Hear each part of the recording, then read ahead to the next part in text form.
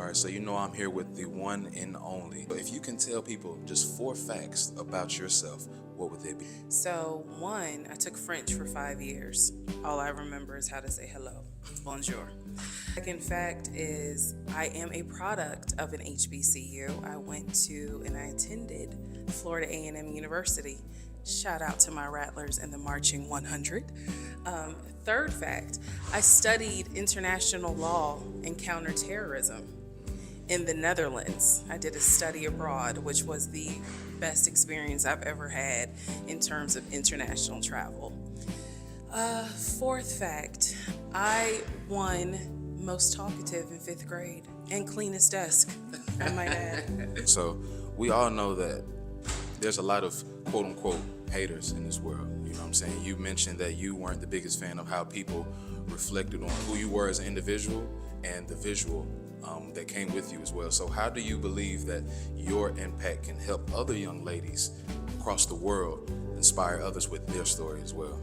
Well, for one, I hope that young ladies, and not even just young ladies, young men as well, I hope that they see this and they get to a place where they want to share their story, but that they're okay to stand on it. And sometimes when you know that what you're telling is the truth, you're going to have to stand on it even if it's by yourself. There is another side to being viral. There's a good side. It opens opportunities, but yes, it does come with criticism that you have to be ready for. So it is important that if you share your story, have a village of people around you who are going to encourage you, who are going to take the phone away from you when you're reading too many comments about yourself. That is important. But knowing who you are, where you come from, and whose you are. I say that because I know that at the end of the day, I come from a strong line of Black women, and I'm proud to be a strong Black woman. But I also know that God got me at the end of the day. So that's why I say whose you are. He got me. You got her. Now, I do have a question though. So how do you feel like women as well as men can know who the F they need to marry and the red flags that they need to look out for as well? Listen, my new motto now is trust but verify. You can meet someone and it seems like everything is good, and everything may be good, but there's nothing wrong that the moment you get a check in your spirit, something don't seem right, investigate it. I am a walking example of what happens when you don't investigate. So you can trust the person, but you can also verify the information. If that means you need to run a background, run a background. If you need to ask some people, they legit, you can do that.